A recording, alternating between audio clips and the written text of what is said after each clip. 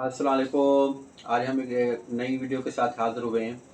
अभी जैसे एमडीकेट है, शायद 25 अक्टूबर को, डेट डिले ना हो तो 25 अक्टूबर को, पहले 5 को थी फिर डिले हो गई।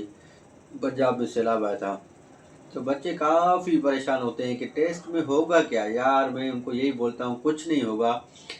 आप जस्ट प्रिपरेशन अच्छी करें और वहाँ पे जाएं। अगर आप हाल के अंदर इंटर हो गए टाइम पे तो उनकी जिम्मेदारी आपको बिठा दी। अगर आप घर में ही हाल पहुँच ही नहीं सकते तो फिर आप नहीं बैठते तो वो अलग बात है। बाकी अगर आप पहुँच गए हो वहाँ पे तो फिर टेंशन लेने की बात नहीं है। जब तक बच्चे सीटिंग फुल नहीं होगी, मतलब कि बच्चे बैठते नहीं हैं, तब तक टेस्ट स्टार्ट नहीं होगा।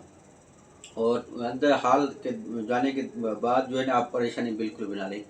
और लोग टेंशन लेते हैं, बच्चे ख़ास तौर पे जो बेटियां होती हैं हमारी या सिस्टर्स हैं, वो इतना टेंशन लेती हैं कि कल को क्या होगा, या लड़के कल को क्या। मैं उनको बोलता हूँ कल ऐसे ही सूरज निकलेगा और ऐसे ही डूबेगा, कुछ नहीं होगा। अगर होगा तो आप सिर्फ डॉक्टर बन जाएंगे, अगर जो नहीं भी होगा तो उनको पेरेंट्स घर से नहीं निकालते। और भी ज़िंदगी में और नादिर मौके हैं, काफ़ी अच्छे अच्छे वो मौके हैं, अच्छी अच्छी डिपार्टमेंट आ गई हैं। अब ये होता है कि भाई पेपर को हल कैसे करेंगे, सीट नंबर कैसे लिखेंगे, क्या होगा। मैं बोलता हूँ यार कुछ नहीं होगा, सब पढ़े लिखे हो। अब अगर आपकी तैयारी अच्छी है तो आप पेपर में सीट नंबर होता है और ऐसे रो बनी होती हैं, 4 0 टू, मतलब कि 9 रो होती हैं, 0 to 9। फिर अगर नंबर है किसी का भाई 00 786, तो 00 00 पहली रो में और 7, उसके बाद 8, उसके बाद और 6, उसमें ये मार्क करना है। नाम उसमें लिखते नहीं है। अगर लिखते भी हैं तो नेम लिखा होगा और सेंटर का नाम, ये सब चीज़ें आजकल तो सारा चीज़ प्रिंटेड आ रही है। जैसे बस सीट नंबर लिखें और नीचे सिग्नेचर करें, बस दैट्स ऑल, ये होता है। और उसके बाद जो है ना, पेपर असल में जो आपको टेंशन लेनी चाहिए वो बस ये पेपर कैसे होगा, क्यों होगा, होगा भी नहीं होगा, कैसे होगा, हम हमारा पेपर ख़राब तो नहीं हो जाएगा। यार भाई कुछ नहीं होगा। जो आपको है टाइम मैनेजमेंट, ये आपको आनी चाहिए। टाइम मैनेजमेंट अगर देखें, ये आपके 4 फैक्टर्स हैं ना, मतलब बायोलॉजी, फिजिक्स, केमिस्ट्री और इंग्लिश, और आजकल जनरल नॉलेज भी ऐड हो गई है। तो आपने पहले जो है ना, सबसे जिस सब्जेक्ट पे आपको ग्रिप है, भले आपको फिजिक्स पे है या केमिस्ट्री पे है या बायोलॉजी पे, जिस पे भी आपकी ग्रिप है आप उस पे जाके वो पेपर ढूंढ के उधर से शुरू करें। ठीक है। आप उस क्वेश्चन पेपर जो होता है उस पर भी आप टिक मार्क कर सकते हैं, वो आपको रोकते हैं, इससे कोई फ़र्क नहीं पड़ता, क्योंकि वो आपके क्वेश्चन जो पेपर होता है वो आखिर में बोरियों में बंद होते हैं। आपका जो काम का होती है वो OMR शीट होती है, जो आंसर शीट होती है वो होती है, वो संभाल के रखते हैं। बाकी वो तो ऐसे ही, अगर आप रीचेकिंग के लिए करेंगे तो फिर वो ढूंढ के निकालते हैं। हल्के फुल्के निशान आप उस पर भी लगा सकते हैं, लिख भी सकते हैं, कोई प्रॉब्लम सॉल्यूशन भी उसके कोने पे कर सकते हैं। ऐसे नहीं है कि वो बस वो बिल्कुल कोई पाक चीज़ है, ऐसी कोई बात नहीं है। ठीक है। आप जो है पहले जो आपकी सब्जेक्ट में ग्रिप है वो आप करें। और उसके बाद जो है आप क्या कहते हैं, जो दूसरा सब्जेक्ट उसके सेकंड ग्रिप है, थर्ड ग्रिप है, ऐसे आप चलते जाएं। और पहले जो सवाल आपको आते हैं वो करें, पहली रीड में जो आपको सवाल आते हैं वो करें। ठीक है। भले आप उस पर क्वेश्चन पेपर पे टिक कर दें या OMR शीट पे कर दें। OMR शीट पे ये नहीं कि टाइम वेस्ट करें, भाई एक सवाल जो आता है वो उसको बिल्कुल उधर भी उतना ही फुल करना है, दायरे से बाहर नहीं जाना, ये नहीं। आप सिंपल एक टिक का निशान लगा दें, थोड़ा बहुत कर दें, फिर आखिर में बैठ के 10 मिनट में आप OMR शीट पे वो कर सकते हैं। फिर जैसे आपको पहली रीड में सवाल आते हैं वो करते जाएँ, फिर दूसरी रीड में जो आते हैं वो करते जाएँ, फिर तीसरी रीड में, ऐसे आपके लिए भी आसानी हो जाएगी। और टाइम मैनेजमेंट ये है कि आपको फिज़िक्स में ज़्यादा टाइम लगता है लोगों का, और फिर टाइम बचता नहीं है, फिर जो आसान आसान सब्जेक्ट में उसमें मार्क्स कम आ जाती हैं।